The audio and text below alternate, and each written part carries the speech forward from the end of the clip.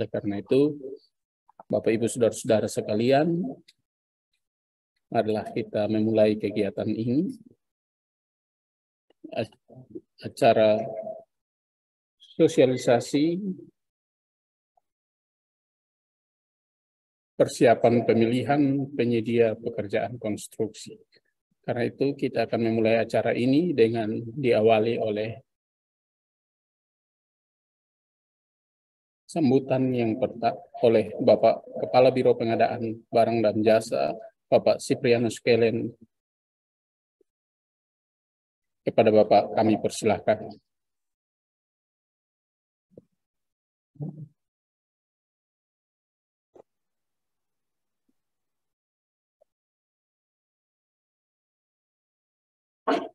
Izin Bapak, mic belum buka Bapak.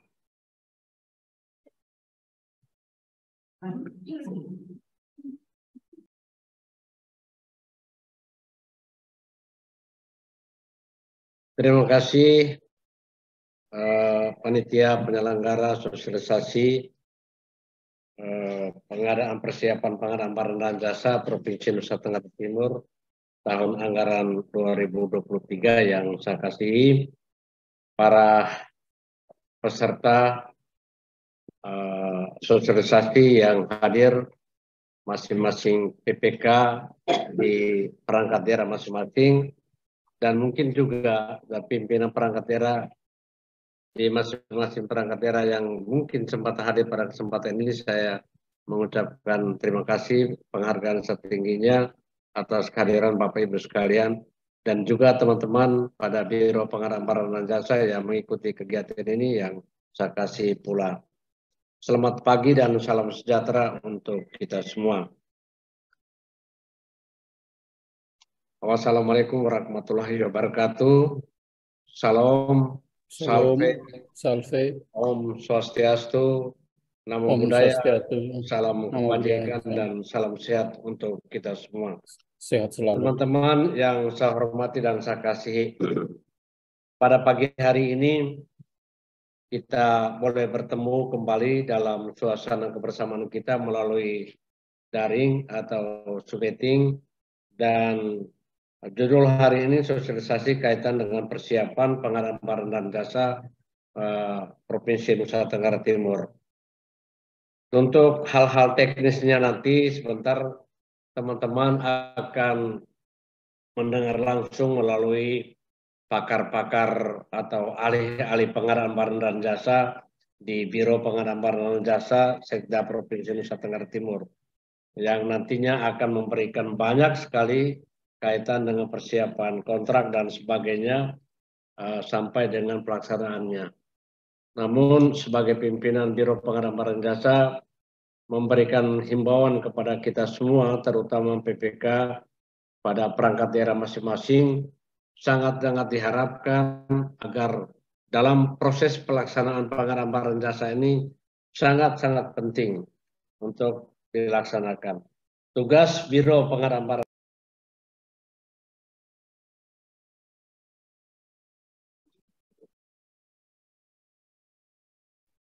Izin Bapak mic mati Bapak.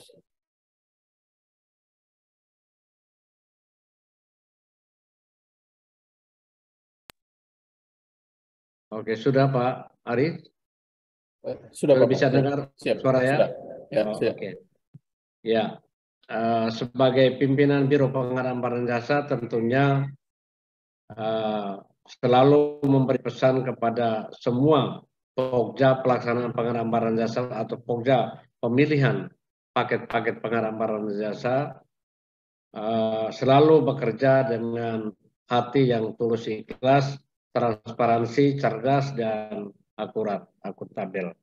Untuk itu, maka pada kesempatan ini kita semua akan mendengarkan bagaimana mekanisme pelaksanaan pengadaan barang dan jasa pada Provinsi Nusa Tenggara Timur melalui kontrak dan sebagainya atau melalui tender. Untuk itu nanti teman-teman akan mendapatkan banyak nanti melalui kesempatan ini lewat narasumber Pak Okto, Pak Budi, Pak Aris, dan teman-teman yang lainnya akan memberikan banyak. Mereka adalah ahli pengadaan barang dan jasa di Provinsi Nusa Tenggara Timur, terutama berada pada Biro Pengadaan Barang dan Jasa. Sebagai pimpinan tentunya sangat-sangat mengharapkan dalam melaksanakan persiapan pemilihan dan pemilihan penyedia untuk paket-paket pengadaan barang jasa yang diberikan oleh masing-masing perangkat daerah kepada Biro Pengadaan Barang Jasa selalu mempersiapkan diri dengan baik untuk proses pelaksanaannya. Dalam proses pelaksanaannya ini Bapak Ibu sekalian, kami dari Biro Pengadaan Barang Jasa menunggu dokumen-dokumen dari masing-masing perangkat daerah. Tentunya menyiapkan segala sesuatunya, mulai dari KAK-nya sampai dengan persiapan lainnya, diberikan kepada Biro Pengadaan Barang Jasa, kemudian sebagai pimpinan menugaskan kepada Pokja pemilihan untuk melakukan proses pemilihan pengadaan barang dan jasa. Bahkan sampai dengan hasilnya, Kepala Biro Pengadaan Barang Jasa tidak ada intervensi apapun dalam proses pelaksanaannya. Karena itu tugas Pokja independen yang tidak diikut sertakan oleh pimpinan. Sampai dengan selesai pelaksanaan proses pengadaannya itu, kemudian mendapatkan pemenangnya, lalu Kepala Biro Pengadaan Barang Jasa mengembalikan paket pengadaan itu kepada perangkat daerah masing-masing untuk dikontrakkan dan dilaksanakan pelaksanaan paket pengadaan itu. Oleh karena itu, sekali lagi saya mengharapkan kepada semua PPK bekerja sama dengan PA-nya dengan baik. Tidak boleh bekerja sendiri-sendiri. Jadi pekerjaan konstruksi merupakan jenis pengadaan yang berisiko terjadi permasalahan hukum. Ini di mana-mana kita sudah tahu dan sudah pahami. Saya hanya mau mengulangi kembali kaitan dengan pekerjaan-pekerjaan itu. Oleh karena itu, menerapkan prinsip kehati-hatian dan kepatuhan pada peraturan merupakan keharusan bagi PPK. Juga pada Pokja pemilihan seluruh pihak yang melibat dalam pelaksanaan pemilihan penyedia. Saya sangat mengharapkan kepada teman-teman PPK, jika memberikan dokumen itu harus sudah pasti. Tidak ada yang mengatakan bahwa ini kekurang, ini itu kurang dan sebagainya. Saya harapkan sudah pasti, sehingga dari Pokja boleh melakukan sesuai dengan ketentuan dan sesuai dengan mekanisme yang sudah ada pada regulasi yang kita dapatkan. Kemudian PPK wajib mengikuti setiap tahapan dalam peraturan LKPP nomor 12 tahun 2001 dan penyiapan seluruh dokumen mulai dari persiapan pengadaan dengan baik sampai dengan urusan terakhir kontrak, melalui seperti misalnya HPS, spesifikasi, teknis, KAK, dan rancangan kontrak dan sebagainya. Itu sangat-sangat penting bagi teman-teman PPK menyiapkan dengan baik, terutama HPS yang selalu bermasalah atau selalu dipersoalkan. Ini harus betul-betul disiapkan baik-baik oleh teman-teman PPK. PPK jangan bekerja sendirian. Diharapkan kerjasama juga melibatkan tim pendukung serta tenaga ahli demi kecepatan dan ketepatan proses pengadaan barang dan jasa pada Biro Pengadaan Barang dan Jasa. Pokoknya, Pokja pemilihan selalu ingat pesan Kepala Biro untuk bekerja dengan hati, memiliki dasar hukum untuk kepentingan Nusa Tenggara Timur di tercinta kita ini.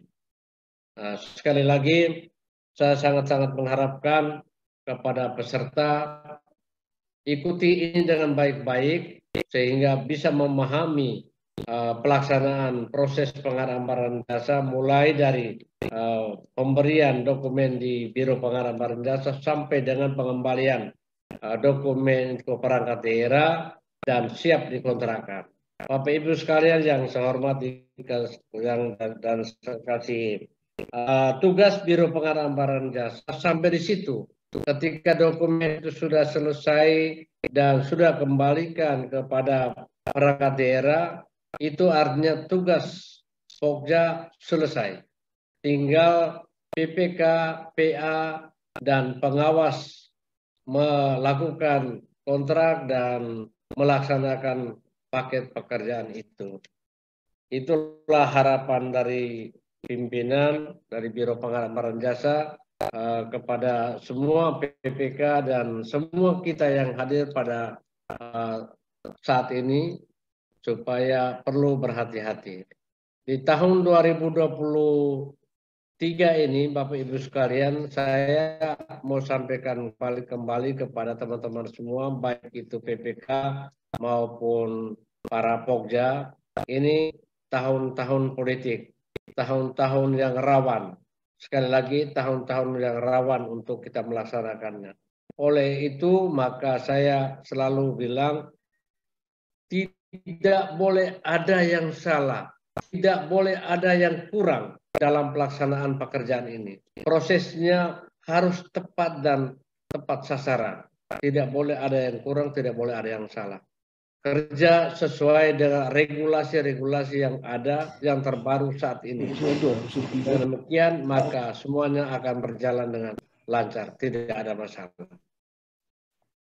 Untuk itu, pada kesempatan ini, sekali lagi atas nama pimpinan, Bapak Gubernur, Bapak Wakil Gubernur, dan para asisten mengucapkan selamat mengikuti sosialisasi ini dengan restu Tuhan Yang Maha Kuasa, dan kita semua bisa buka kegiatan ini dengan resmi.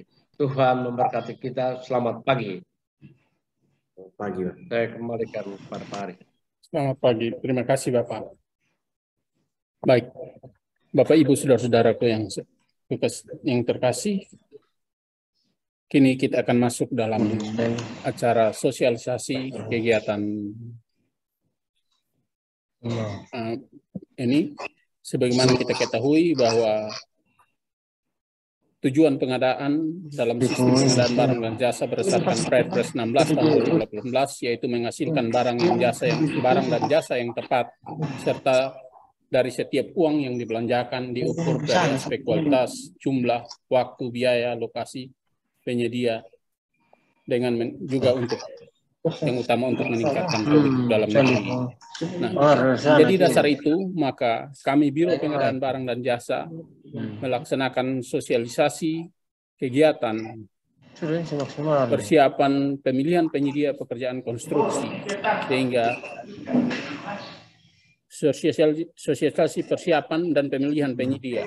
Bagaimana kita mempersiapkan dokumen pengadaan yang baik, bagaimana kita menentukan tujuan dan sasaran pelaksanaan kegiatan ini. Oleh karena itu, kita diharapkan untuk dapat bersama-sama mengikuti acara ini dengan baik dan mempelajari apa yang telah sesuai dengan apa yang telah disampaikan oleh Bapak Kepala Biro. Karena itu, izinkan saya menyampaikan air beriak tanda tak dalam, air tenang seperti berlian. Izinkan saya mengucapkan salam untuk Bapak Ibu saudara-saudara sekalian. Kita akan memulai acara ini yang akan disampaikan oleh Bapak Octavianus Golotena, Sarjana Teknik, Certified Contract Management Specialist. Karena itu, kepada Bapak Octavianus Golotena saya persilahkan. Tes. Terima kasih Bapak Moderator, semangat sekali Bapak Moderator pagi ini, memicu semangat saya juga. Selamat pagi Bapak Ibu sekalian. Di pagi cerah ini saya ingin menyapa Bapak Ibu sekalian dengan sapaan toleransi kita. Salam, salve, assalamualaikum warahmatullahi wabarakatuh. Waalaikumsalam. Om Swastiastu, Namo Buddhaya, salam kebajikan, salam sehat. Sehat selalu. Siap.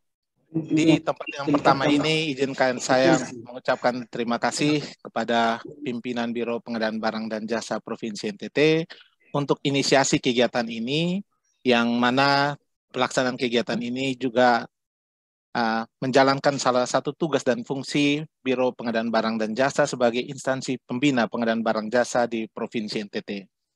Saya juga ingin menyapa Bapak Ibu perangkat daerah yang berkenan hadir, Bapak Ibu pelaku pengadaan, PPK, pejabat pengadaan, tim teknis, tim pendukung, dan semua pelaku pengadaan di Provinsi NTT. Bapak Ibu, saudara-saudari sekalian, sesuai kurikulum yang disampaikan kepada saya akan membawakan materi terkait persiapan dan pemilihan penyedia pekerjaan konstruksi ini kira-kira selama 30 menit ke depan. Saya berharap Bapak Ibu bisa menyimak dan menerima materi ini dengan baik. Adapun secara garis besar, gambaran umum materi pada hari ini yaitu terkait pelaksanaan pengadaan barang jasa melalui penyedia, garis besarnya, kemudian ada review dokumen persiapan pengadaan. Poin di bagian yang lain kita akan sedikit menyinggung terkait P3DN atau percepatan penggunaan produksi dalam negeri, terutama untuk pekerjaan konstruksi, dan bagaimana penerapan perhitungan TKDN dan BMP-nya. Kemudian di poin lainnya kita akan mengikuti bagaimana garis besar evaluasi pemilihan penyedia pada pekerjaan konstruksi. Jadi ini kita hanya garis besar saja, sesuai dengan persiapan dan pemilihan sesuai dengan kurikulum yang disampaikan kepada saya. Bapak Ibu sekalian, betapa pentingnya persiapan suatu kegiatan itu, maka ada satu ionim atau istilah itu, salah dalam perencanaan berarti kita merencanakan kegagalan. Nah,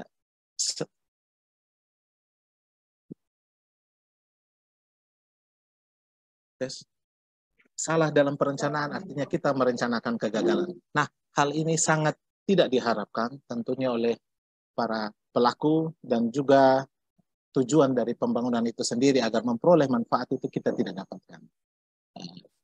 Dapat saya sampaikan di sini garis besar pengadaan barang jasa melalui penyedia, yaitu di tahap perencanaan dan pelaksanaan pengadaan barang jasa melalui penyedia. Di minggu kemarin sudah diuraikan oleh salah satu Jafung Madya yang ada pada Biro Pengadaan tentang tahapan-tahapan itu. Saya di sini hanya berfokus pada pemilihan untuk pekerjaan konstruksi, di mana ada di dalam pelaksanaan pengadaan barang jasa itu ada 2 tahapan itu, di persiapan pengadaan dan persiapan pemilihannya. Di ini kita akan berfokus pada poin itu. Next.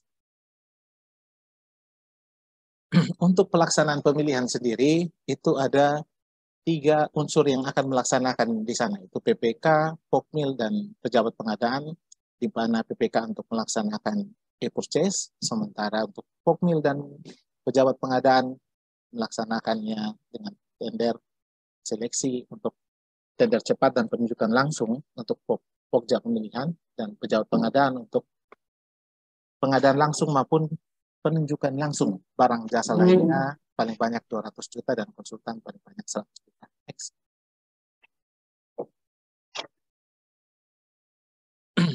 Di dalam persiapan pemilihan sendiri ada beberapa tahapan di sana. Pokja pemilihan kemudian akan melakukan review dokumen persiapan pengadaan dan beberapa poin lainnya seperti Bapak Ibu dapat melihatnya di dalam slide ini. Poin A sampai dengan mulai dari review sampai dengan penyusunan dokumen pemilihan. Nah, review ini sangat menentukan tahapan-tahapan selanjutnya. Begitu pula untuk persiapan pemilihan melalui penyedia yang dilakukan oleh pejabat pengadaan yang menggunakan SPK, mulai dari review sampai dengan penetapan dokumen. Next.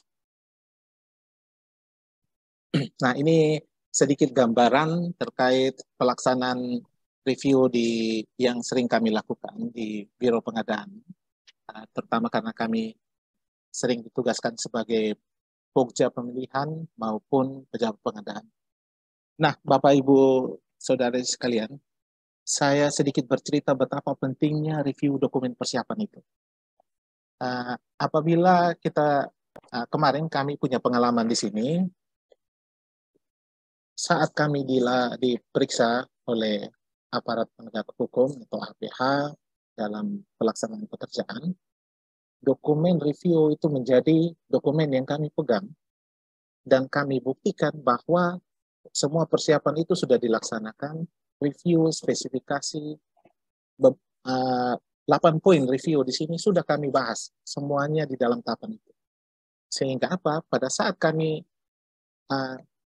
kalau seandainya pemeriksaan itu hanya berupa dokumen atau data, kita sudah lengkap. Tapi apabila itu berupa mindset atau pemikiran yang coba ditanyakan ke kami kembali pada dokumen yang kami sudah miliki, dan itu dapat membantu kami menjelaskan semua tahapan yang sudah kami lakukan dan seperti apa proses ke depannya di tahap pemilihan penyedia.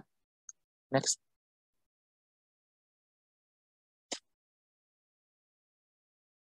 Di dalam pelaksanaan review dokumen persiapan sendiri, itu ada kita melibatkan PPK, PA, atau KPA, kemudian Pokja pemilihan, atau pejabat pengadaan. Apabila PPK, PA atau PPA berhalangan hadir dalam hal PA atau KPA itu bertugas sebagai PPK, maka dapat diwakili oleh PPTK atau staf yang memiliki kompetensi PPJ dengan surat tugas. Di poin berikut, dalam rapat review penting bagi PA, KPA maupun PPK untuk memahami persyaratan tender, proses tender dan evaluasinya. Next. Nah, di sini sekilas pengertian terkait review dokumen persiapan pengadaan didefinisikan sebagai aktivitas menelaah dokumen persiapan pengadaan barang jasa dengan tujuan untuk memastikan bahwa dokumen persiapan pengadaan mendukung proses pemilihan penyedia barang jasa sesuai dengan prinsip pengadaan barang jasa. Kemudian dokumen persiapan pengadaan jasa milik penyedia ditetapkan oleh PPK yang meliputi spesifikasi teknis untuk pekerjaan konstruksi atau pengadaan barang, atau kerangka acuan kerja KK untuk jasa konsultasi. Kemudian di sana ada hal yang kedua adalah perkiraan HPS atau harga perkiraan sendiri, dan yang ketiga rancangan kontrak yang di dalamnya mengatur tentang uang muka, jaminan uang muka, jaminan pelaksanaan, jaminan pemeliharaan, sertifikat garansi, dan penyesuaian harga.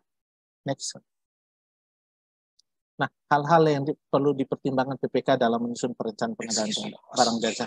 Ini satu tahapan yang harusnya sudah dilakukan sebelumnya. Sebelum kita melakukan review, itu ada 4 poin di sini.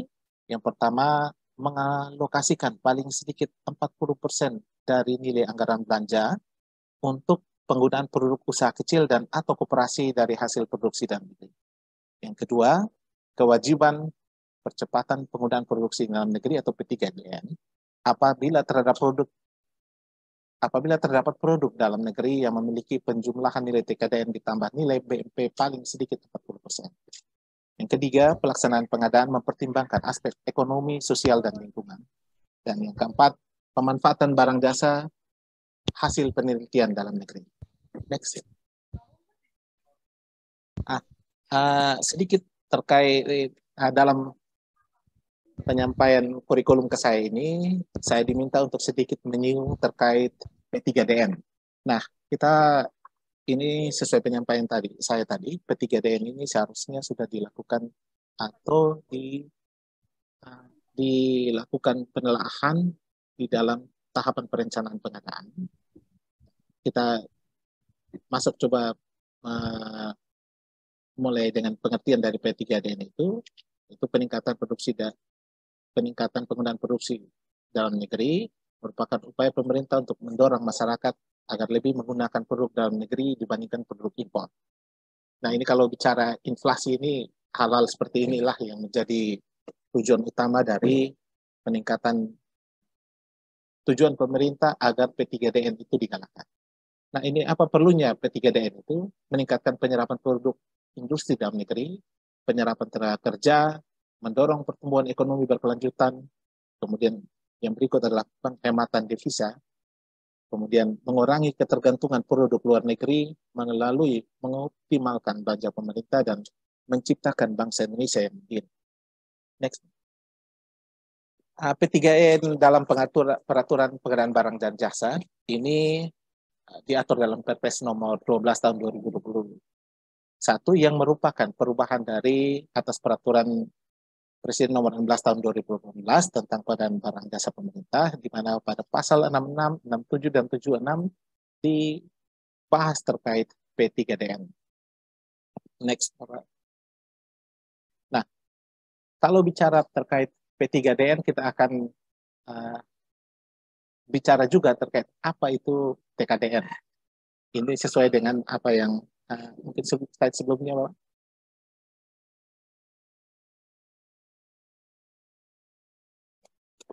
Slide sebelumnya. Ya.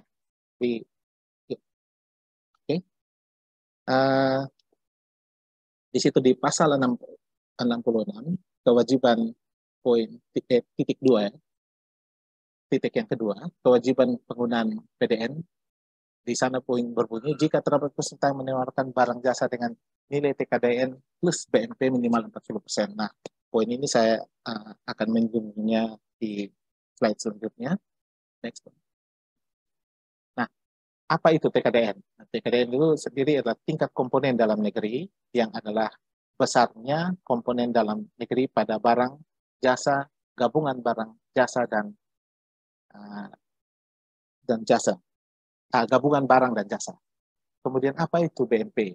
Itu bobot manfaat perusahaan yang merupakan nilai penghargaan yang diberikan kepada perusahaan industri yang berinvestasi dan berproduksi di Indonesia. Karena telah memperlakukan beberapa poin itu yang memperlakukan usaha mikro, usaha kecil, serta koperasi kecil, kemudian memelihara kesehatan, keselamatan kerja dan lingkungan, memberdayakan lingkungan, dan memberikan fasilitas pelayanan bertujuan. Nah, kalau TKDN itu melekat pada produknya, Bapak Ibu. Sementara untuk BNP-nya itu melekat pada industrinya.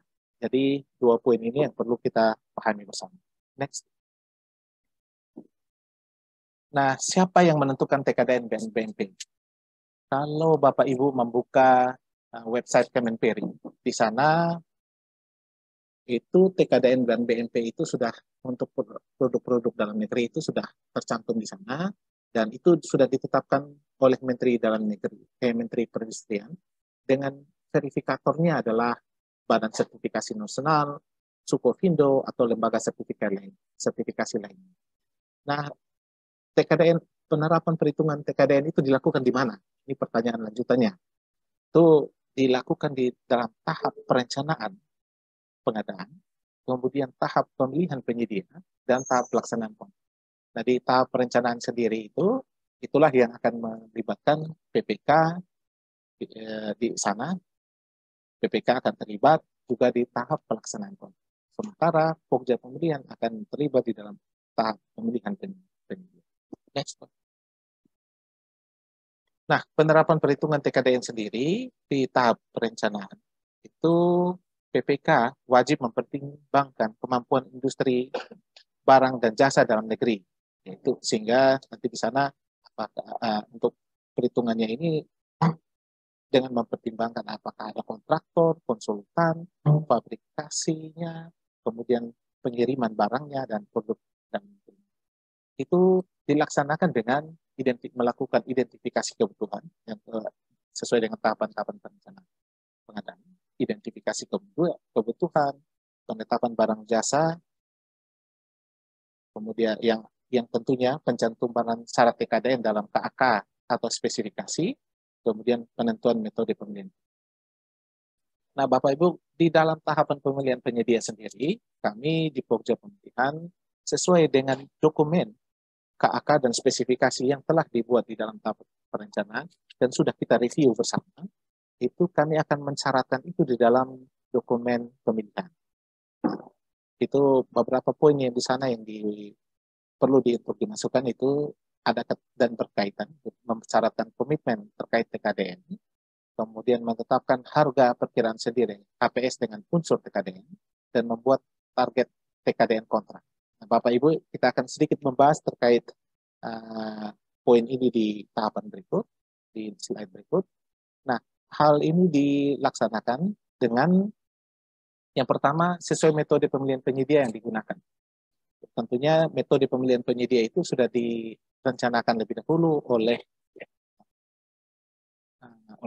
PPK, di mana kemudian mengajukan petani apabila itu dilakukan dengan tender atau seleksi akan disampaikan ke KPBJ dan Biro Pengadaan Barang ataupun melalui pejabat negara.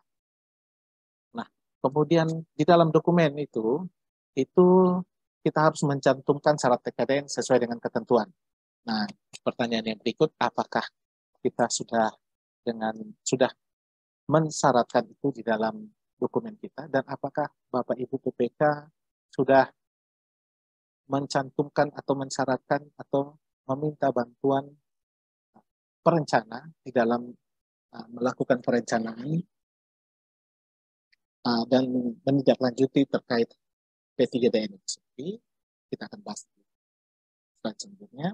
Kemudian nanti Pokja pemilihan berdasarkan dokumen yang sudah disampaikan oleh PPK akan melakukan pemberian preferensi harga bila memenuhi ketentuan preferensi harga. Sehingga kaitannya di sini di tahap perencanaan dan tahap pemilihan penyedia, apabila PPK sudah menyatakan bahwa ini ada barang atau produk dalam negeri yang memenuhi, maka Pokja pemilihan akan memberikan atau melakukan pemberian preferensi harga di tahap pemilihan. Next. Nah, ini Bapak Ibu PPK, Bapak Ibu sekalian, perlu diperhatikan dalam identifikasi kebutuhan barang jasa. Itu terkait TKDN. Jadi barang jasa itu yang diadakan bisa berupa barang tunggal atau barang jadi atau manufaktur, kemudian gabungan barang, kemudian jasa atau barang plus jasa.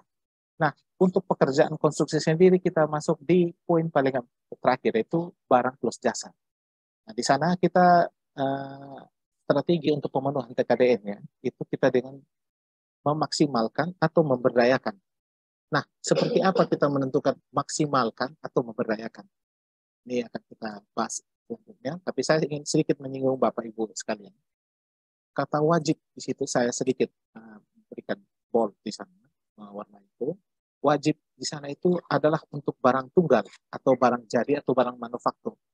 Jadi apabila Bapak Ibu mengadakan laptop, nah itu laptop yang adalah barang tunggal, itu di sana itu kalau seandainya sudah ada yang memenuhi, di sana kata wajib itu digunakan.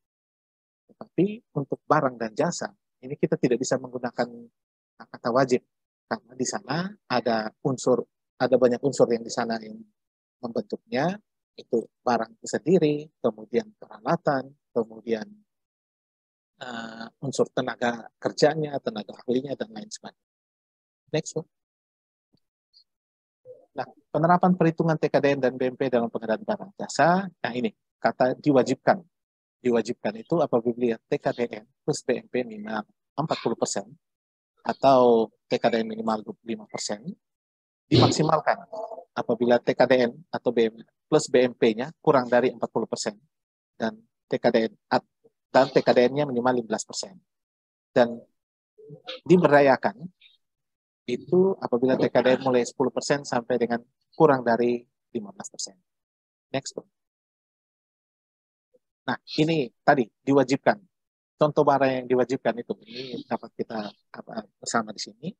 Itu barang diwajibkan yaitu barang produksi dalam negeri yang wajib dipergunakan untuk memenuhi persyaratan kebutuhan dan memiliki penjualan capaian TKDN capaian BNP lebih dari 40%. Penjelasannya. Nah, ini contoh barang yang diwajibkan. Jadi apabila ada produksi satu barang produk dalam negeri serta tendernya ABC dan dengan TKDN-nya karena tadi 35, 26 dan BMP-nya itu 14 Kalau kita lihat di sini ada TKDN yang memenuhi atau mencapai angka 40, yaitu produksi untuk produk dalam negeri. Itu berarti untuk ini barang ini wajib diadakan dari produk dalam negeri. Nah, Bapak Ibu, poin terkait 25%. Jadi kalau saya lihat di sana di poin TKDN 35, 26% dan 25%. Apabila sudah memenuhi itu, maka semua barang ini dapat Bapak Ibu adakan dari atau dapat diambil dari ketiga produsen tersebut. Next dong. Nah, ini untuk dimaksimalkan. Nah, kalau kita di pekerjaan konstruksi, tadi kita memaksimalkannya. Karena barang-barang pembentuk satu bangunan itu atau satu bangunan itu terdiri dari beberapa unsur seperti yang saya sampaikan tadi. Next. Ini begitu juga dengan diberdayakan. Ini poin-poinnya ada sama tadi, bahwa apabila untuk pekerjaan konstruksi itu kita hanya bisa memilih dimaksimalkan atau diberdayakan karena terbentuk dari beberapa unsur pembentuk barang. Lanjut. Nah, perlu diperhatikan terkait P3DN pekerjaan konstruksi. Ini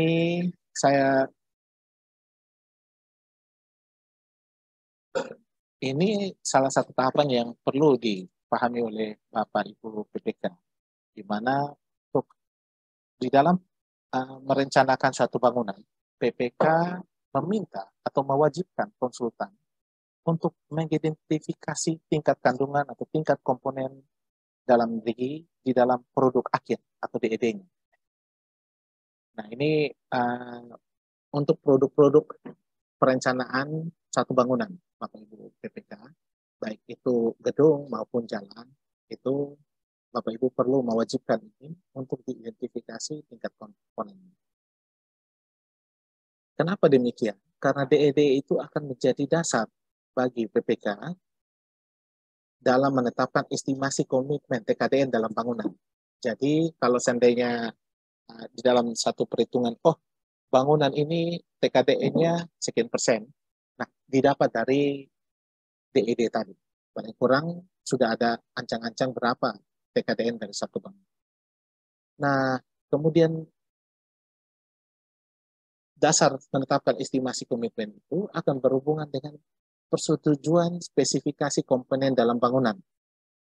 Nah, Bapak Ibu sekalian, di dalam merencanakan suatu bangunan sesuai dengan peraturan Presiden nomor 16 dan perubahannya peraturan Presiden nomor 12 2021, itu diperbolehkan menyebutkan merek, tipe, dan jenis barang.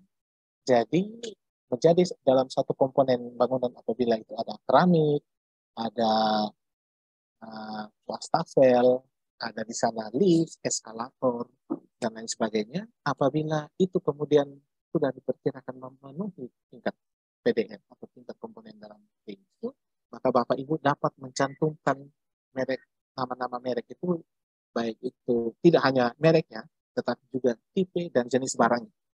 Itu bisa dimasukkan di sana. Sebagai langkah ini dilakukan dalam upaya atau dalam sebagai strategi pemenuhan TKDN dalam memaksimalkan atau memberdayakan produksi dan next. Nah, identifikasi atau review kebutuhan pekerjaan konstruksi itu sendiri, Bapak Ibu dapat melihat ini, itu sudah mulai di dalam tahapan awal yang mana saya sedikit mengangkat saja ini untuk Bapak Ibu ketahui. Itu yang pertama kesesuaian kebutuhan pekerjaan konstruksi, kemudian kompleksitas pekerjaan konstruksi, keterlibatan usaha kecil, waktu penyelesaian pekerjaan, dan beberapa poin lain. Ini akan kami review di dalam tahapan review perencanaan persiapan pemilihan. Bapak Ibu seringkali mungkin bagi Bapak Ibu PPK merasa bahwa kenapa Pogja ini kok tanyanya sampai dalam sekali.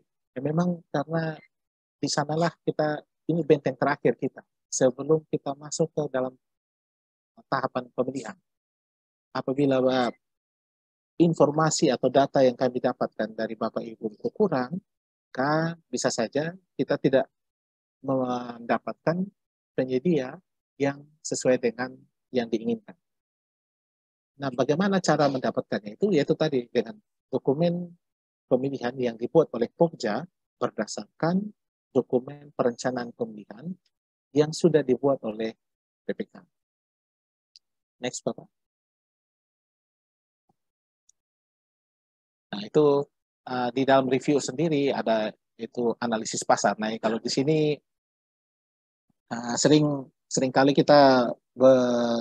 kami mendapatkan temuan terkait analisis pasar ini.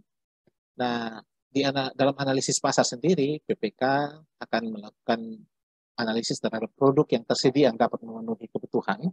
Tentunya juga ini termasuk di dalamnya terkait TKDN. Kemudian siapa sajakah produsen dari produk yang tersedia di pasar? Apakah itu penyedianya ada? Ataukah apakah itu bisa langsung mengambilnya di produsen dan lain sebagainya? Maka ada tahapan-tahapan pelaksanaan pemilihan sekarang sudah bisa mengulik katalog, kemudian dari tender, seleksi dan lain sebagainya. Nah, di sana ada untuk pengadaan barangnya itu ada penyediaan oleh produsen dan beberapa tahapan lainnya dalam pelaksanaan analisis pasar. Kemudian seperti apa tingkat harga yang ada di pasar dan bagaimana terjadi keseimbangan harganya. Itu yang akan menjadi poin di dalam pembahasan review terkait analisis pasar. Next. Kemudian perkiraan harga berbasis standar harga. Nah, ini tentunya semua PPK sudah tahu tentang hal ini. Saya hanya ingin menggarisbawahi poin di bagian sudut kanan bawah, di mana di sana melakukan perbandingan dengan harga pasar.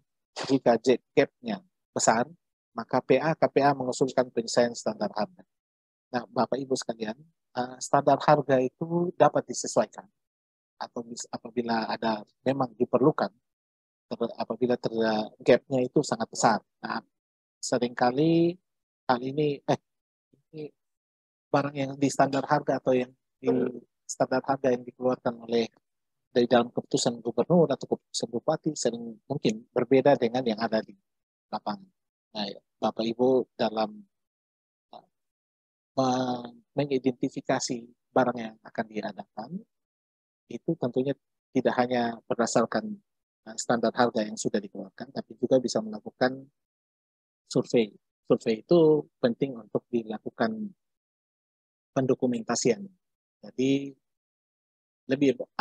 alangkah lebih baiknya Bapak Ibu kemudian menyiapkan email khusus Bapak Ibu PPK untuk mendokumentasikan permintaan dan harga atau lain sebagainya. Next.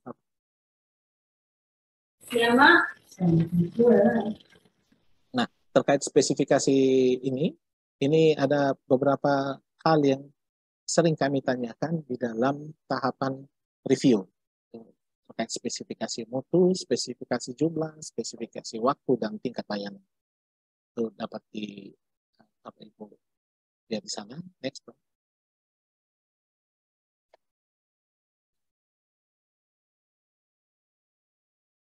Nah, Bapak Ibu sekalian, tindak lanjut dari review dokumen persiapan pengadaan itu, dalam hal terdapat hal-hal yang perlu untuk dilakukan perubahan berdasarkan review telah dilakukan. Maka Pokja Pemilihan mengusulkan ke PPK untuk dilakukan perubahan. Nah, konteks di sini Pokja hanya mengusulkan kepada PPK. Jadi keputusan akhirnya memang ada pada PPK, tetapi di dalam pelaksanaan review kami tidak hanya memberikan pertanyaan, tetapi juga memberikan saran dan masukan kepada PPK apabila ada hal-hal yang dirasa perlu untuk mendukung tercapainya pengadaan barang yang diadakan. Next.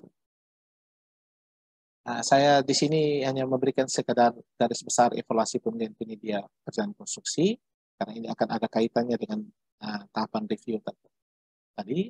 Nah, itu sering kami juga sudah tanyakan, oh ini pengadaan untuk pekerjaan dengan kualifikasi apa yang disyaratkan, kemudian apakah ada kualifikasi kecil yang memenuhi ini, ataukah ini perlu untuk dibuka untuk kualifikasi di atasnya.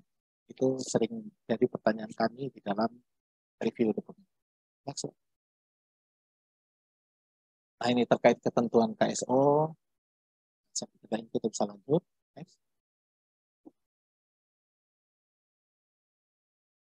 Nah, syarat kualifikasi. Bapak Ibu sekalian, untuk IUCK sekarang itu penerbitannya sudah dihentikan. Namun apabila masih berlaku, maka itu sudah harus berbentuk NIB pada saat rapat persiapan penandatangan kontrak. Ini perlu untuk diketahui oleh Bapak Ibu PPK agar bisa menyesuaikan. Kemudian SPU yang disyaratkan itu tadi berdasarkan kualifikasi ada SPU untuk yang kecil, menengah, dan besar. Next. Kemudian poin terkait pengalaman pekerjaan 4 tahun terakhir. Ini,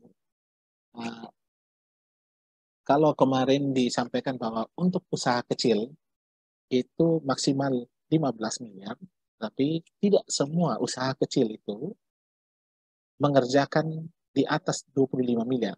Sesuai dengan ketentuan bahwa untuk kualifikasi usaha kecil yang baru berdiri 3 tahun, itu hanya mengerjakan nilai pekerjaan dengan nilai paket paling banyak 2,5 miliar.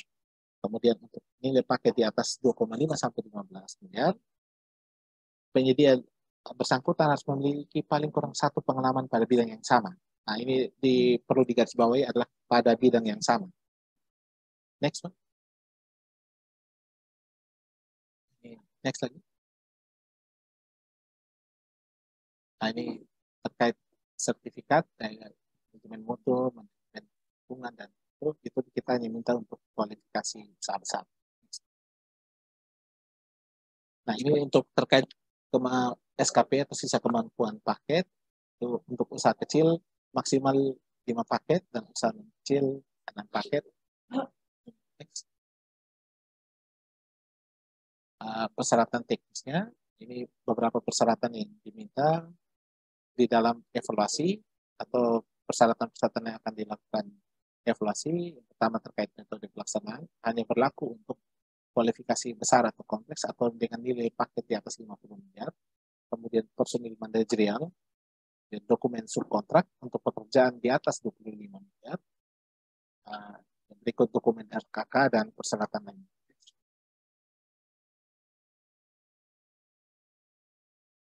Ini ketentuan terkait personil manajerial. Nah, Bapak Ibu sekalian, di sana sesuai yang ditetapkan dalam LDP. Jadi dokumen Bapak Ibu sekalian itu akan dimasukkan oleh Pokja Pemilihan di dalam dokumen perencanaan Bapak PPK akan dimasukkan sebagai informasi atau persyaratan di dalam dokumen pemilihan. Sehingga apabila yang tentunya harus memenuhi ketentuan yang berlaku. Sehingga penting sekali kami mendapatkan informasi terkait hal ini di dalam tahapan review. Next. Nah, begitu pula dengan ketentuan tentang peralatan utama. Sesuai dengan yang ditetapkan dalam LTP. Jadi penyedia akan menawar sesuai dengan yang telah ditetapkan dalam LTP berdasarkan informasi dari PPK di dalam tahapan perencanaan pengadaan dan review. Next. Nah, ini klarifikasi untuk peralatan utamanya. Itu klarifikasi hanya dilakukan terhadap bukti-bukti peralatan, kepemilikan peralatan. Next, Pak. Nah, ini untuk dokumen RKK-nya, itu fakta komitmen dan elemen SMKK. Next, Pak. Ini ketentuan terkait harga penawaran. Next lagi.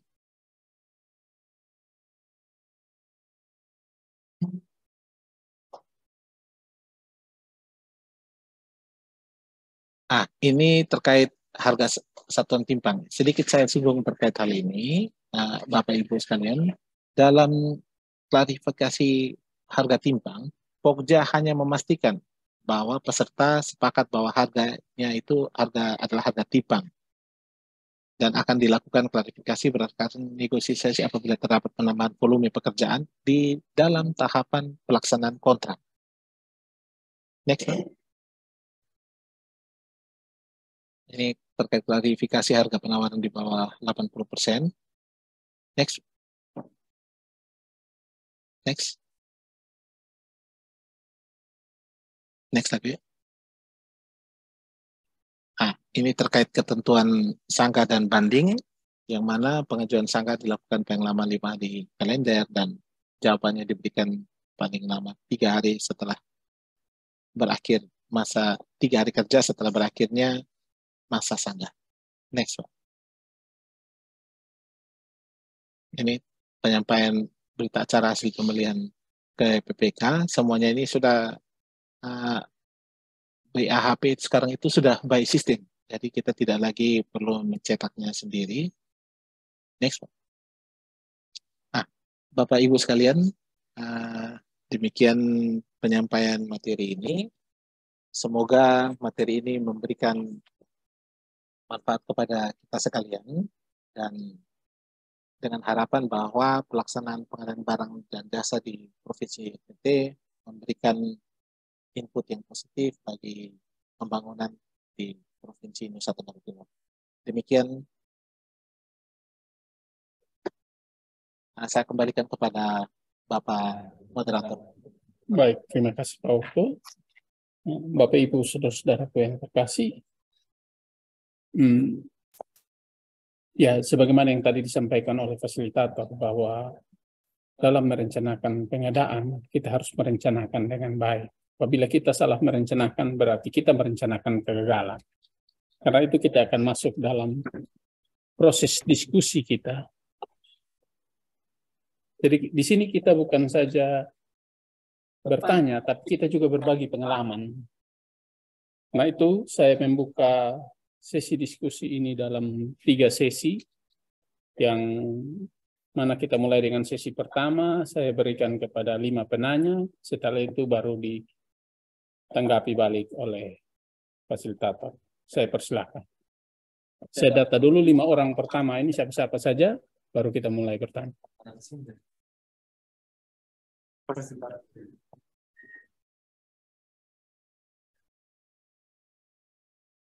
Silakan.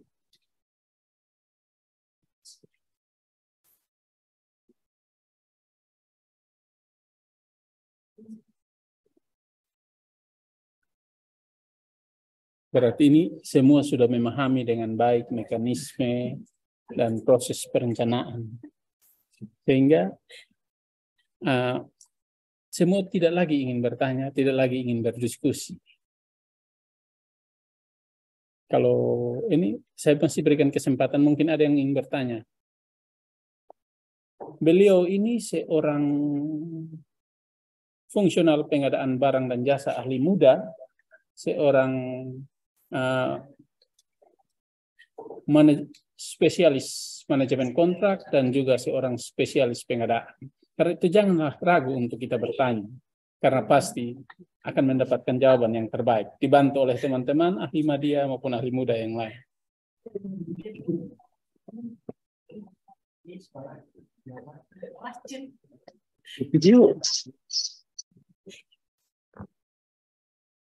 Mungkin teman-teman terpana dengan moderator yang begitu mencengangkan. Jadi, takut mau tanya, takut.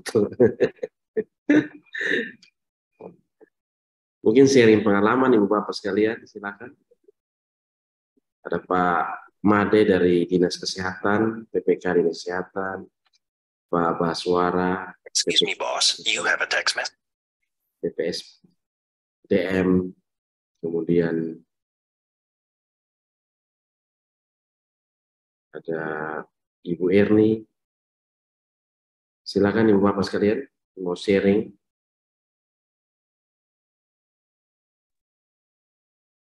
Izin Pak Budi. Silakan Pak Waswara, silakan. Baik, terima kasih Pak Budi. Kalau saya sendiri pribadi belum punya pengalaman ya untuk pekerjaan konstruksi. Pengalaman kita mulai sebetulnya tahun lalu tapi gagal dalam pelaksanaan karena refocusing. Jadi seperti yang sudah disampaikan oleh beliau tadi, proses-proses itu sudah memang kita tempuh dan dalam pelaksanaannya ada review-review. Nah ini ternyata butuh waktu juga ternyata kalau memang kita dari PPK dokumen-dokumennya tidak siap sehingga dalam proses review itu juga memakan waktu. Ini mungkin ada perlu kiat-kiat mungkin yang bisa dibagi ke kita karena banyak dari kita PPK juga tidak punya pengalaman atau latar belakang teknis ya di bidang konstruksi. Nah ini mungkin perlu dikasih tips-tips nih Pak Budi. Itu saja mungkin Pak Budi, terima kasih.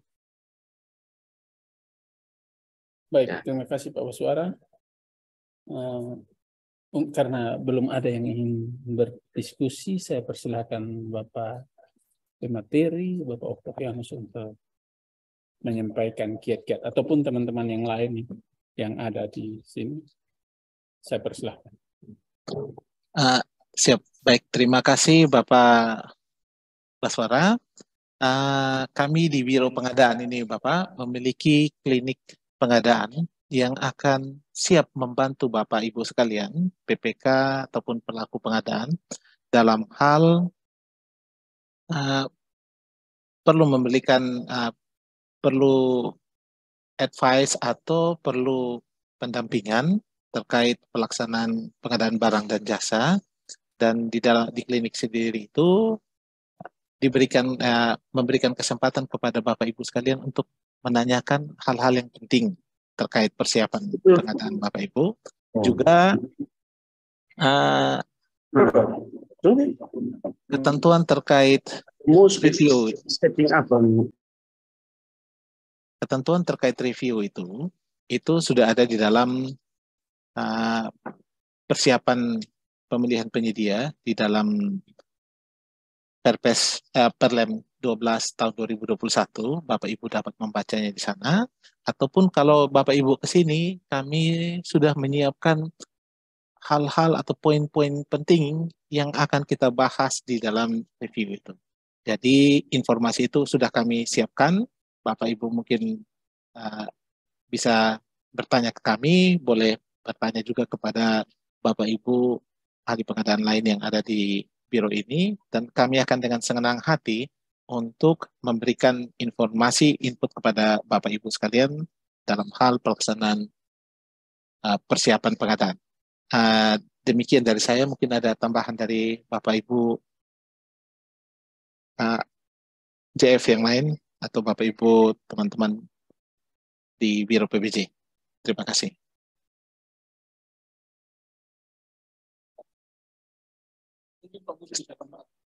Belum keluar suaranya. Oke, baik, terima kasih. Mungkin Pak Budi bisa tambahkan pengalaman sebagai seorang PPK, Pokja, maupun sebagai seorang ahli manajemen kontrak. Silakan Pak Budi. Baik, terima kasih Bapak Moderator. Bapak Okto, Bapak Suara, izin saya mungkin memberikan masukan terkait proses review yang tabelnya panjang kali lebar kali tinggi di Biro PBJ. Pada prinsipnya di Biro PBJ semua tahapan itu berdasarkan peraturan yang berlaku, terutama review itu ada pada Perlem nomor 12 tahun 2021, di mana di situ sudah mengarahkan poin-poin penting yang wajib diklarifikasi kembali oleh Pokja pemilihan dalam rangka apa tadi Pak, saya kutip kalimatnya Pak Okto ya, benteng terakhir. Jadi harga, misalnya contoh kayak harga itu kan diuji 2 kali pada pihak PPK. Yang pertama pada saat penyusunan anggaran yang anggaran itu terbit dalam DPA. Kemudian Ibu Bapak PPK akan menyusun harga perkiraan sendiri. Itu harga diuji lagi yang kedua kali. Dan pada Pokja pemilihan, kami tidak punya kewenangan untuk mengoreksi harga yang telah ditetapkan oleh PPK. Namun kami bisa memberikan masukan jika terdapat kejanggalan dan lain sebagainya. Dalam rangka apa? Dalam rangka ya checks and balances. Jadi supaya ada penyeimbang untuk menjaga kita semua. Nah, tadi Bapak Karo sendiri sudah menyampaikan dari 6 tahapan pelaksanaan PBJ, mulai dari perencanaan PBJ, persiapan PBJ, persiapan pemilihan, dan pemilihan penyedia yang kita bahas hari ini, kemudian langkah pelaksanaan kontrak dan serah terima.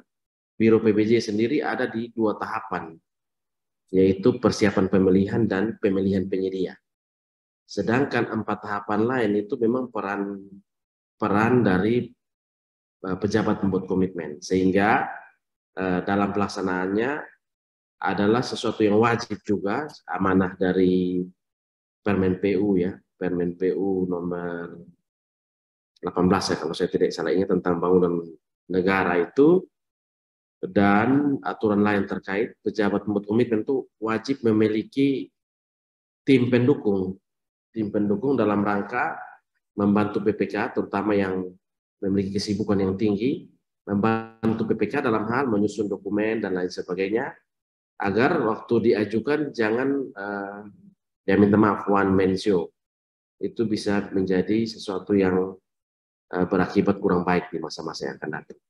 Nah, keempat tahapan menjadi fokus dari PPK ini, tadi Bapak Karo singgung juga, jangan pasca pemilihan penyedia, ini masih sering menjadi perdebatan juga di dalam diskusi-diskusi.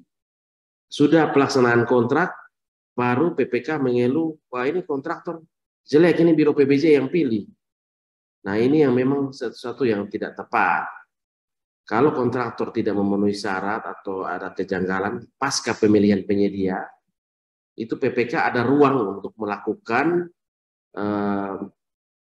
penolakan hasil. Nanti penolakan hasil ini akan naik ke pengguna anggaran, dan jika pengguna anggaran setuju dengan PPK dan memiliki dasar hukum yang kuat, proses pemilihan itu dapat diulang, baik seleksi maupun tender. Pada prinsipnya, tadi juga penekanan dari Bapak Karo itu, khusus untuk tahun transisi kepemimpinan kepala daerah, ada catatan penting berdasarkan pengalaman empiris itu, kita wajib zero defect, artinya tanpa cacat dalam pelaksanaan PBJ, sehingga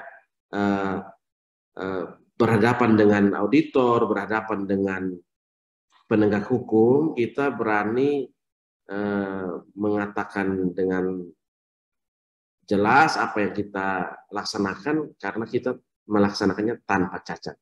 Itu negara sudah menyiapkan format-formatnya.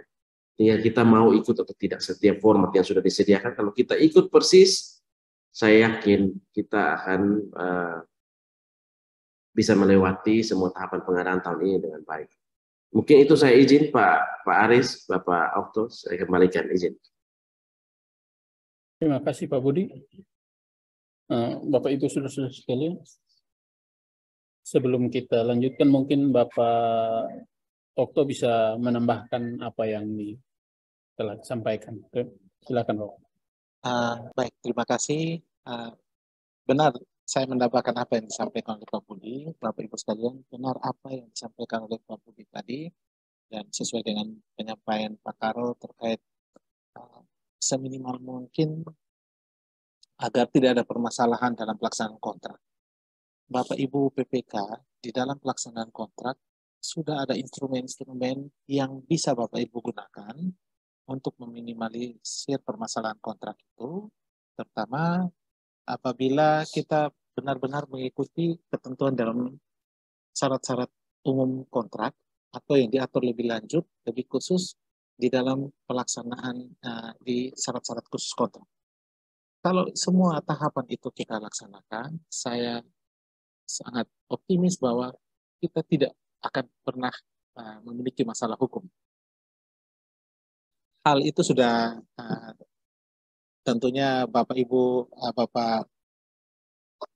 Bapak Budi tadi, Bapak Aris yang pernah memiliki pengalaman sebagai PPK sudah membuktikannya. Jadi mereka sudah melaksanakan sesuai dengan semua ketentuan dalam kontrak dan itu menyelamatkan kita semua.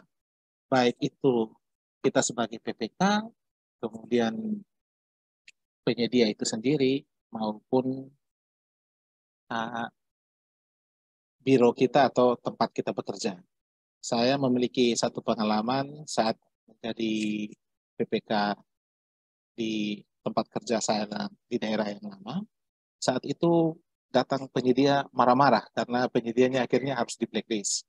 Tapi 2 tahun kemudian penyedia tersebut datang bertemu dan menyampaikan terima kasih karena kalau seandainya tidak di blacklist pasti itu akan ditindaklanjuti karena ada unsur kerugian negara di sana. Jadi Bapak Ibu sekalian, pentingnya pelaksanaan atau mengikuti kaidah atau ketentuan yang ada dalam syarat-syarat berkontrak itu untuk keselamatan, untuk kepentingan kita bersama. Demikian, saya kembalikan. Baik, terima kasih Pak Okto. Jadi apa yang disampaikan oleh Pak Budi dan Pak Okto ini kuncinya kita sebagai PPK adalah pengendalian kontrak. Proses-proses dalam pengendalian kontrak seperti apa yang telah dilakukan kita sebagai seorang PPK. Apakah kita sudah melihat perkembangan itu berdasarkan laporan dari tim pengawas, dari konsultan pengawas, apakah kita sudah, apabila tidak ada perkembangan, sejauh mana kita memberikan teguran kepada penyedia. Kan kita diberi kesempatan untuk memberikan teguran kepada penyedia sampai dengan 3 kali.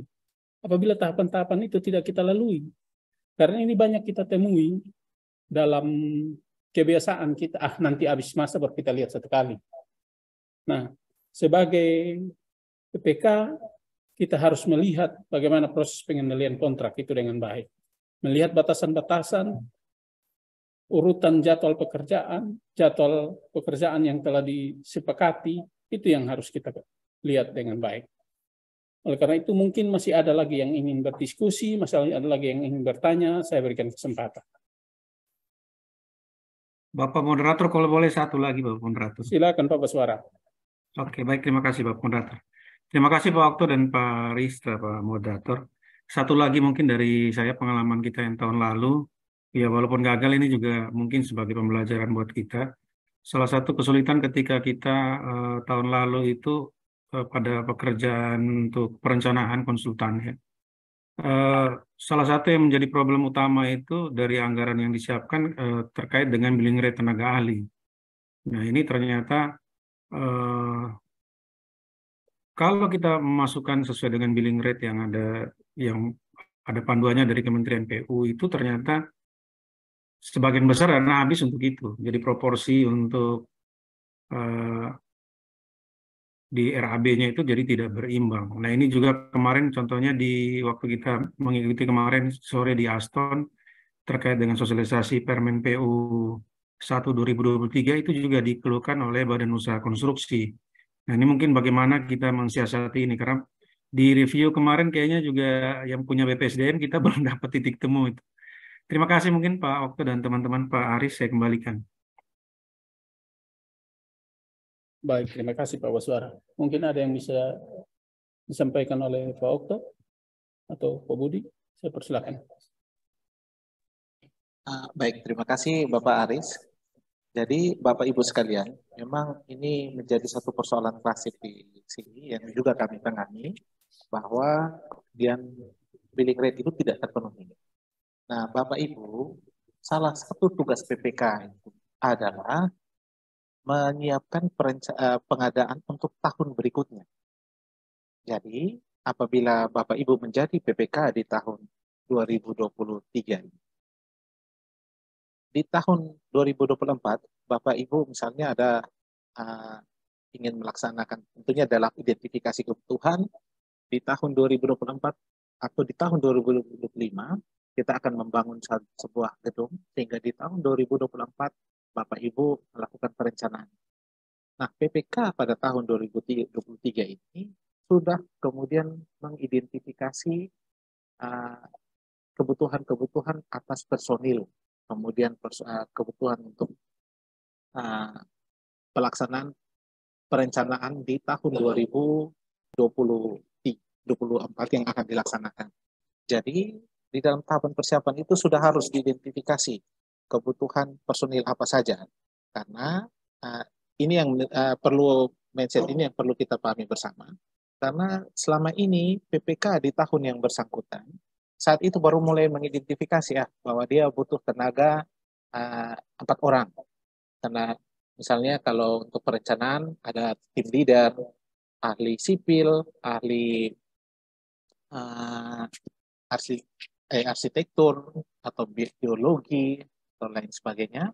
Nah, di sana itu seharusnya sudah diketahui bahwa kebutuhan tenaga untuk tim leader yang adalah sarjana arsitektur itu dia kerja selama 5 tahun. 5 bulan. Kemudian tenaga sipil dia kerja 3 bulan. Sehingga di sana billing rate-nya itu sudah dimasukkan. Sehingga tidak kita selalu berpedoman pada misalnya untuk satu perencanaan, untuk satu bangunan dengan nilai fisik 5 miliar, berarti dia itu range-nya di 3 sampai dengan 7. Seringkali kita ambil yang 3%. Padahal bisa saja itu menjadi 7% dengan asumsi tadi. Nah, pada saat pembahasan di anggaran, poin ini atau KAK ini dipersiapkan untuk menjadi benteng Bapak Ibu sekalian dalam mempertahankan, saya butuh anggaran perencanaan bukan hanya 3%, tapi saya butuh 7% untuk mengakomodir kebutuhan tenaga atau personil yang akan digunakan di dalam perencanaan pengadaan untuk tahun 2025 yang sudah dilakukan di tahun 2024. Demikian yang bisa saya sampaikan. Pak Baswara. Baik, terima kasih Pak Okto. Mungkin ada yang bisa ingin ditanggapi lagi oleh Pak Baswara, silakan. Ya, itu memang kendala memang selama ini karena kalau di Permen kan itu sudah dikancing ya proporsinya sehingga terkait biaya personil non personil dan kebutuhan lainnya itu akhirnya tidak balance. Nah ini yang menjadi problem. Kemudian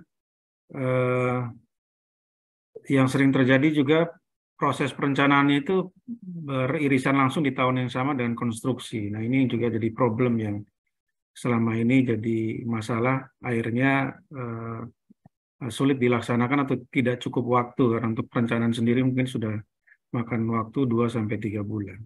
Nah, kalau billing rate yang kita ikutin mau 3% mau 7% tadi juga hitungan kami yang tahun lalu nggak masuk semua itu. Sehingga memang ada ini bukan kami PPK yang merasa seperti itu, tapi ternyata juga banyak komplain dari Badan Usaha Konstruksi seperti yang kemarin juga disampaikan. Ini yang mungkin perlu dicarikan jalan keluar, terutama mungkin dari sisi perencanaan ya. Untuk konstruksi itu mungkin 1 tahun sebelumnya memang sudah harus disusun dengan baik dan mungkin waktu pada pembahasan di TAPD itu sudah dilengkapi dengan TOR yang lengkap. Karena saya sendiri 2 tahun ini mengalami kesulitan karena hanya menerima DPA tanpa ada panduan yang jelas sehingga kita juga mengalami kesulitan. Itu saja mungkin Pak Okto, Pak Budi, dan Pak Aris. Terima kasih atas pencerahannya. Terima kasih Pak Baswara. Mungkin ada yang ingin ditambahkan oleh Pak Budi? Mungkin saya sedikit sebelum mungkin Pak Kabang juga mau tambahkan. Kita landasan filosofi pemberian gaji dasar yang cukup tinggi untuk tenaga ahli itu selain ada perhitungan yang baik oleh Kementerian PU, Ibu Bapak sekalian, kita ketika meng-hire seorang expert itu kadang kita underestimate-nya dapat dari mana? Kita mau kasih dia gaji kecil, tapi kita mau minta dia punya keahlian yang paling tinggi. Nah ini kan sulit didapatkan Ibu Bapak sekalian. Ketika kita kasih dia gaji 7 juta dan kita minta dia orang bulan, artinya dia tidak bisa mendapat pekerjaan di tempat lain. Karena kontrak kalau jasa konsultansi itu kan orang bulan. Kita gaji dia 7 juta orang bulan dan kita harap fokus di kita punya pekerjaan, itu sebuah keniscayaan. Sudah pasti dia akan gawe lagi ke tempat lain. Artinya dalam bulan yang sama dia bisa dengan ijazah dan SKA yang dia punya, dia bisa lagi beredar di beberapa kontrak yang lain.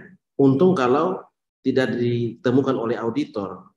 Kalau auditor temukan di bulan yang sama dia bekerja di 2-3 tempat yang berbeda, di 2-3 tempat yang lain itu dia harus store kembali ke kas negara.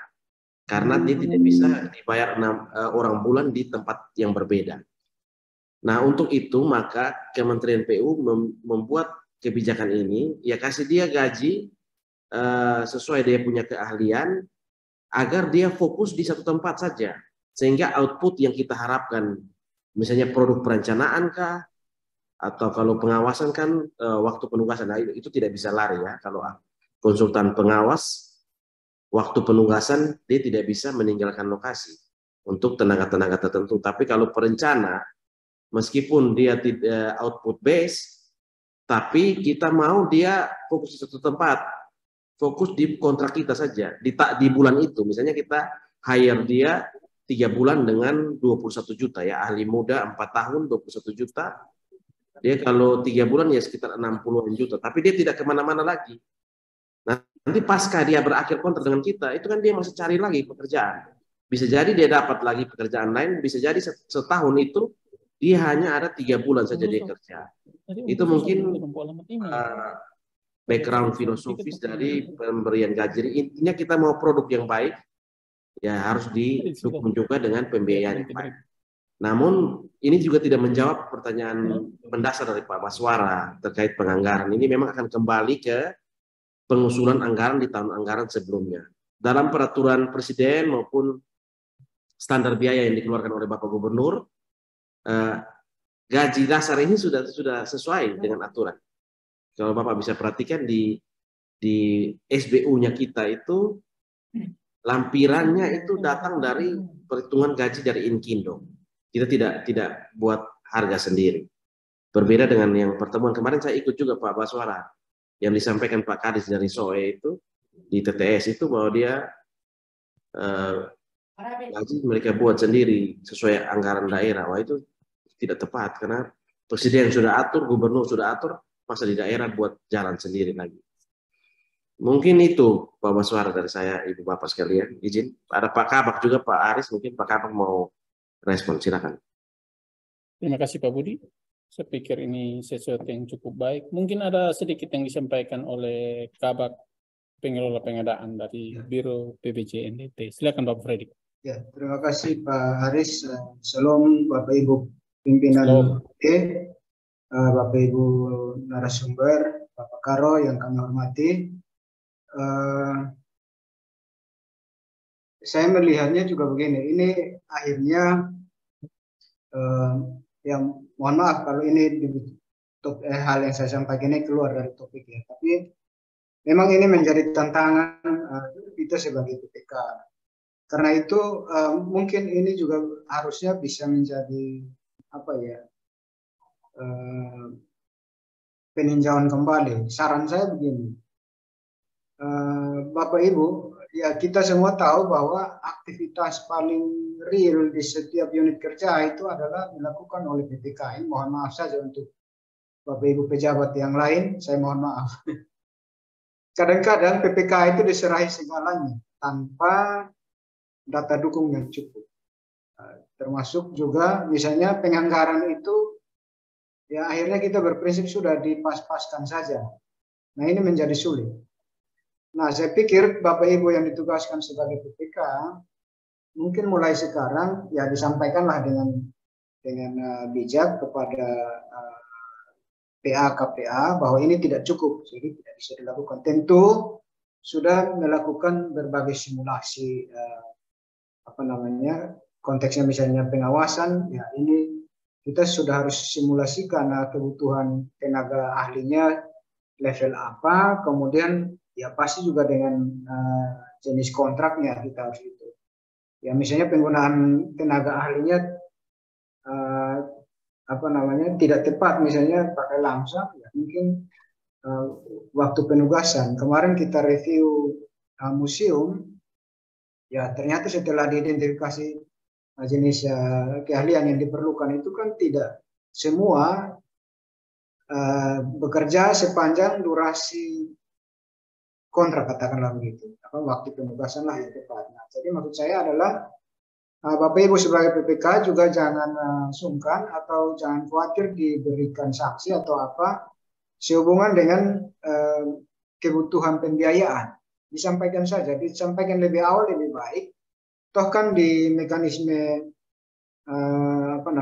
SIPD juga kita bisa melakukan revisi, melakukan perubahan apabila dirasa anggaran itu tidak cukup. Itu menurut saya, karena tidak bisa juga kita menyusun katakanlah satu HPS kemudian pakai cara disesuaikan seperti yang tadi saya sampaikan dari PTS itu kan akhirnya kita sebagai pengendali kontrak, Bapak Ibu PPK sebagai pengendali kontrak tidak bisa melakukan apa-apa, misalnya ditemui kekurangan di lapangan.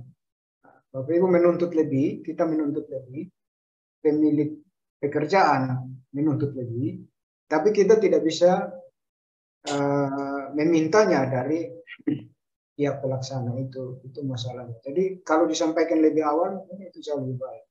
Tapi jauh di atas itu Bapak Ibu, saya pikir begini, apalagi pekerjaan teknik konstruksi apalagi, itu mestinya kita sedapat mungkin menghindari kondisi di mana perencanaan dan pelaksanaan itu satu tahun anggaran. Mestinya begitu.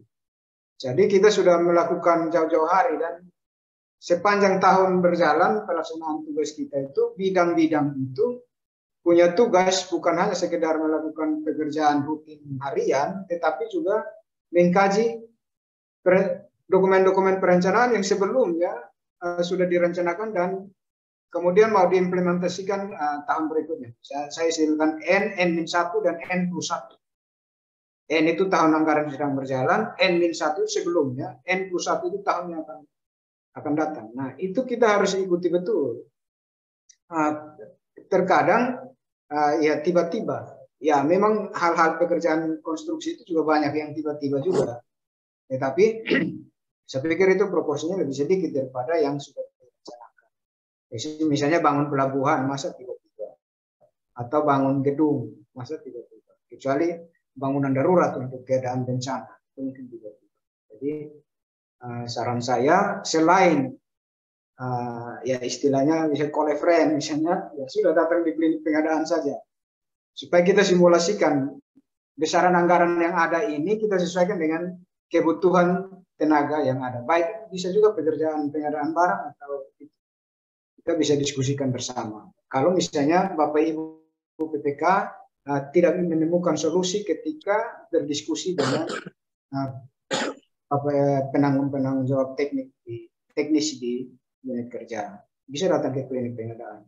Tetapi kalaupun tidak bisa dilakukan secepatnya konsultasi, simulasi, tidak bisa juga ya kita segera laporkan ke PA-KPA, jangan paksakan.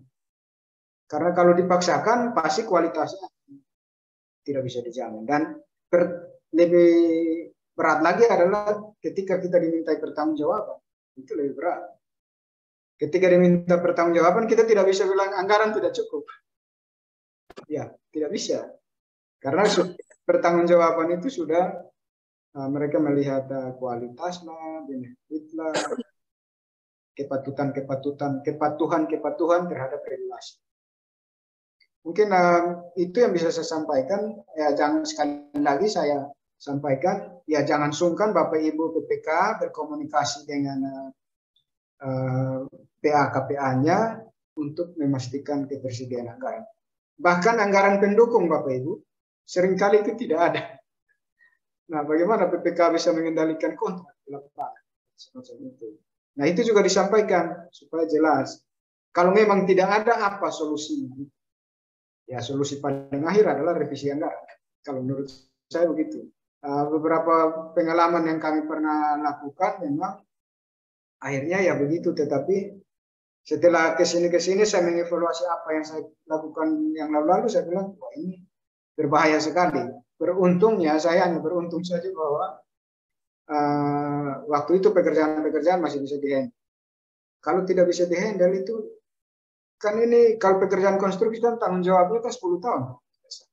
Dan PPK sudah pensiun pun masih diminta tanggung jawab. Nah, itu jadi mungkin itu agak melebar dari topik yang kita bicarakan, tetapi lebih baik begitu Bapak Ibu, melindungi, mengantisipasi apa ya, lebih baik daripada ketika itu sudah terjadi baru kita saling minta. Demikian Bapak Ibu, izin Bapak Karo apa yang saya sampaikan. Mohon koreksi ya teman-teman. Selalu saya sampaikan bahwa misalnya kami yang menyampaikan, bukan ahli pengadaan yang menyampaikan, itu mohon dikoreksi. Kalau tidak sesuai langsung dikoreksi supaya diketahui semua audiens saat ini. Terima kasih. Saya kembalikan ke moderator. Terima kasih Pak Kawat. Mungkin ada sedikit yang disampaikan oleh Bapak Rabin.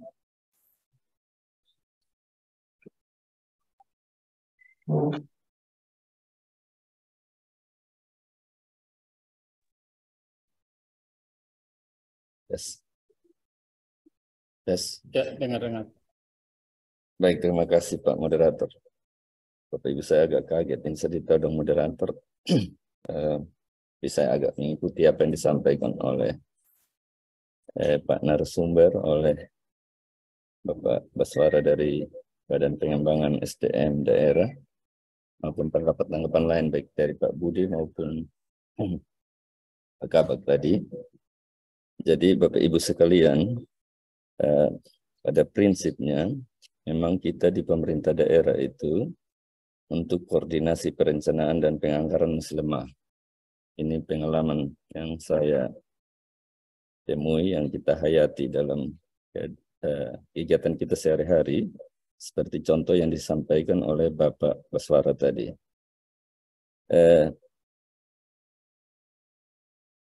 SDM, khususnya kita sebagai ASN, memang dibutuhkan suatu, ini orang BPSDM yang lebih tahu, ada pemahaman yang holistik atau yang menyeluruh.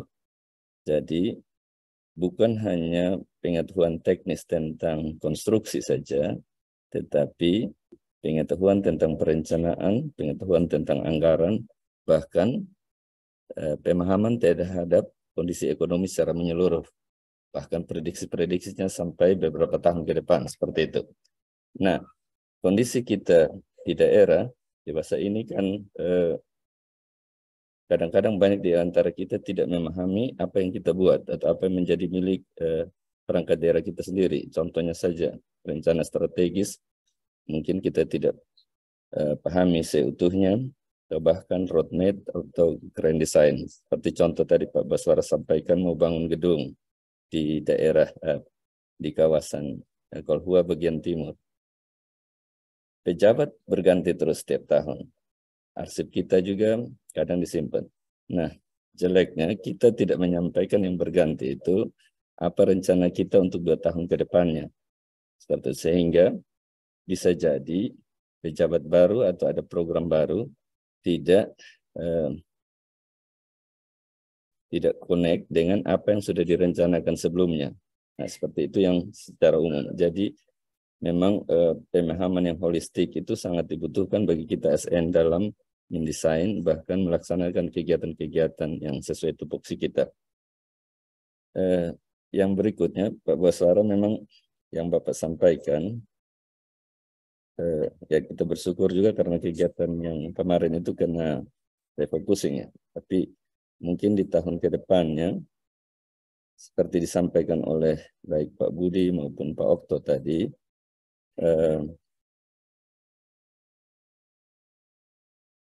penyusunan rencana pengadaan itu yang tanggung jawabnya oleh PA-KPA, dalam hal ini oleh kepala badan atau kepala dinas atau kepala biro, itu mungkin yang harus kita perkuat lagi.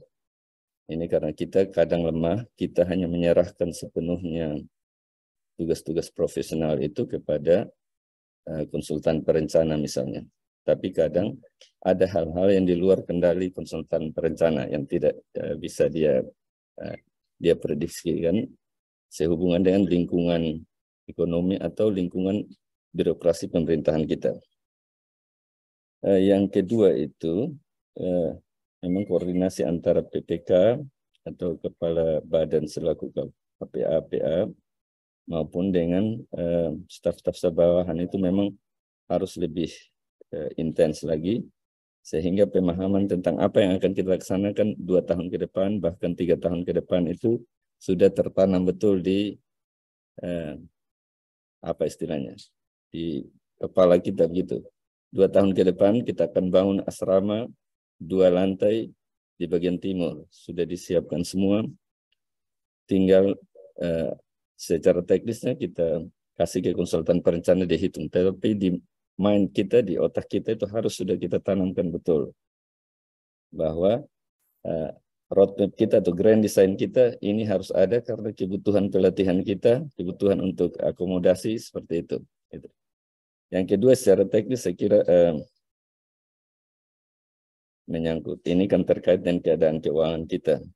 Kalau misalnya tadi apa yang namanya kena refocusing, ya itu memang ada banyak alternatif ini. Pak narasumber yang lebih paham, kalau memang menyangkut tenaga ahli yang sebagian besar anggarannya itu jatuh ke tenaga ahli, mungkin alternatif satu berikutnya itu waktunya yang kita kurangi, waktu kerjanya. Tapi ini khusus untuk selain tim leader dan ketiga, karena tim leader dan ketiga kita tidak bisa kurangi waktunya, karena kalau proyek konstruksinya 6 bulan, ya dia selama 6 bulan itu harus bekerja. Tetapi untuk tenaga ahli lain, kalau di perencanaan awal mungkin 4 bulan untuk mekanikal atau elektrikal, mungkin kita hanya bisa kurangi dia 2 bulan saja begitu, sesuai waktu kerjanya. Nanti PPK harus bisa mendesain jadwal kerjanya sehingga si tim ahli ini hanya di 2 bulan itu saja pekerjaan konstruksi yang bisa diawasi gitu, yang diawasinya.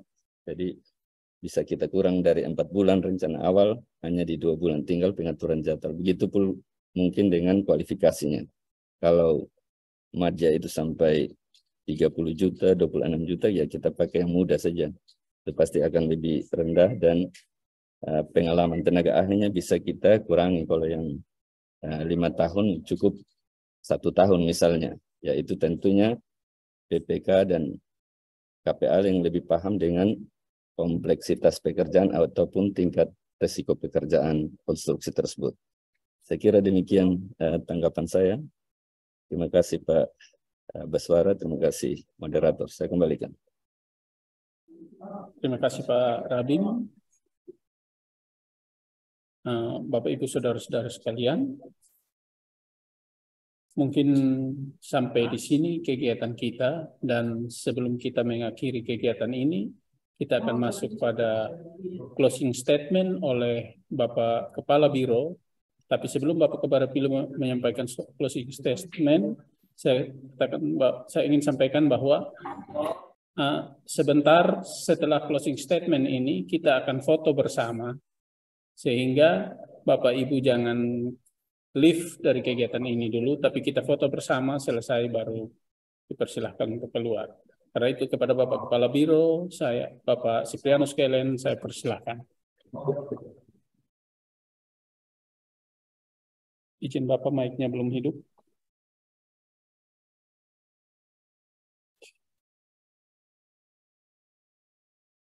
Ya, terima kasih Pak Aries sebagai moderator dan narasumber, Pak Okto, Pak Budi, dan teman-teman sekalian yang hadir, Pak Kabak Layanan Pengadaan Barang dan Jasa yang saya kasih pula. Tentunya saya merasa bangga, merasa senang karena acara sosialisasi hari ini bisa berjalan dengan baik, bisa berjalan dengan lancar, walaupun penanya-penanyanya masih berpikir ataupun juga mungkin mereka akan menanyakan melalui surat menyurat dan sebagainya. Tetapi intinya bahwa dari Biro Pengadaan Barang dan Jasa siap melayani apa kekurangan-kekurangan, apa yang belum diketahui oleh para PPK atau PA kaitan dengan pengarahan barang dan jasa.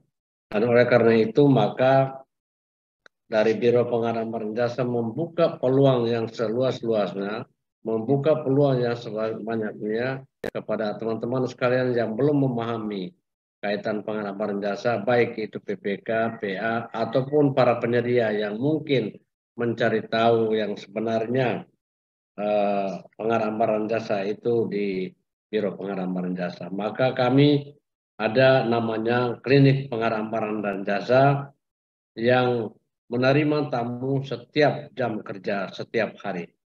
Dan belakangan ini terakhir oleh LKPP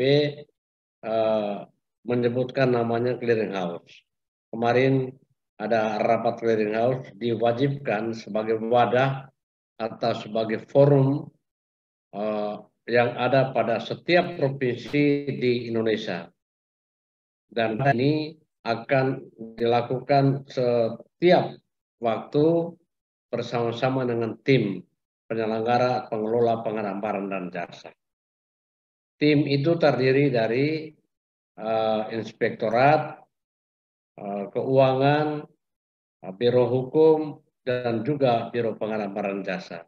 Dan tentunya berkaitan dengan ada pertanyaan-pertanyaan tadi, ada kekurangan-kekurangan dan sebagainya akan dikonsultasikan atau koordinasi di klinik pengarahan barang jasa atau juga namanya clearing house. Kedepannya layanan pengarahan barang jasa akan lebih baik lagi kalau ini sudah berjalan dengan lancar. Kemudian yang berikut kaitan dengan kegiatan kita di akhir atau di awal tahun 2023 ini. Tadi awal pertemuan kita saya juga sudah sampaikan bahwa tahun ini adalah tahun politik, maka di akhir jabatan pimpinan kita ini pada waktu sudah tidak terlalu lama lagi, maka saya harapkan PPK menyiapkan dokumen-dokumen yang bagus agar disampaikan, segera menyampaikan itu kepada Biro Pengarahan Barang Jasa, sehingga kami di Biro Pengarahan Jasa menunjuk Pokja pemilihan segera proses pelaksanaan pengarahan barang jasa di awal tahun ini. Sehingga pelaksanaan kegiatan paket pengarahan yang kaitan dengan konstruksi, kaitan dengan hal-hal yang besar lainnya bisa sesegera mungkin di awal tahun. Dan tentunya berkoordinasi dengan Badan Keuangan kaitan dengan anggaran.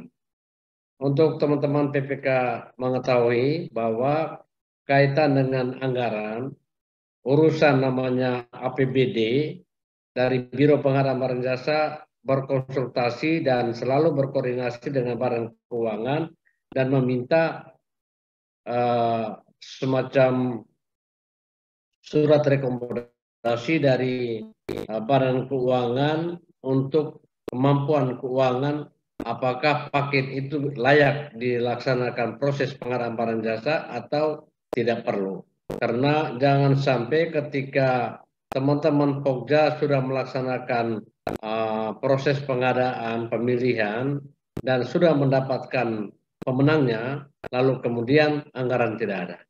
Ini kita harus jaga. Kita harus jaga betul-betul. Dengan demikian maka dengan sosialisasi ini pada kesempatan ini sebagai pimpinan saya sangat-sangat mengharapkan teman-teman PPK berkoordinasi selalu dengan Badan Keuangan kaitan dengan keberadaan keuangan atau kesanggupan keuangan dalam pelaksanaan paket pengarahan barang jasa pada Biro Pengarahan Barang Jasa, lalu bisa dilaksanakan proses pelaksanaannya. Itu berkaitan dengan APBD. Kaitan dengan kegiatan-kegiatan lain yang berurusan dengan APBN, boleh langsung dilaksanakan, dokumennya diserahkan kepada Biro Pengarahan Barang dan Jasa. Dan terakhir, bagi teman-teman yang melihat RUP yang kami sampaikan, rekapitulasi RUP yang kita sampaikan ke semua perangkat daerah, merasa bahwa masih ada kurang-kurangnya, segera selesaikan. Selesaikan sehingga proses pengadaan jasa tidak ada halangannya. Saya kira ini saja beberapa hal menjadi statement yang terakhir dari pimpinan, dan atas nama pimpinan saya mengucapkan banyak terima kasih atas penyelenggaraan sosialisasi pengadaan barang dan jasa hari ini, dan saya kembalikan kepada narasumber, kepada moderator. Baik, terima kasih Bapak Karo. Bapak Ibu saudara-saudara sekalian, terima kasih untuk semua. Jadi yang menjadi kunci dari kita adalah melakukan perencanaan yang lebih baik. Apabila ada yang mengganggu, ada yang mengganjal, seperti yang disampaikan oleh Bapak Karo, Bapak Kabak, maupun pemateri, dan teman-teman yang ada di sini, bahwa kita di Biro Pengadaan Barang dan Jasa punya klinik pengadaan. Datanglah, kita berbagi bersama. Karena itu sebelum kita mengakhiri kegiatan ini, kita akan masuk dalam sesi foto bersama. Saya persilakan Bapak Ibu semua untuk menghidupkan kamera sehingga kita dapat melaksanakan foto bersama ini. Baik, kita mulai, ada 4 halaman, 4 lembar. Jadi kita mulai dari lembar yang pertama. Semua dipersilakan untuk menghidupkan kamera. Kita foto pertama. Ya, fotonya saya langsung upload di chat supaya Bapak Ibu juga bisa langsung download. Dia punya cat dong, minta yang warna biru, ini hitam. Cek ulang. Kita masuk kepada lembaran yang kedua. 1, 2, 3.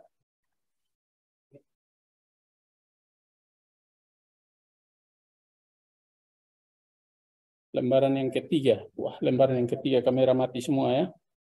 Saya foto saja ya. 1, 2, 3.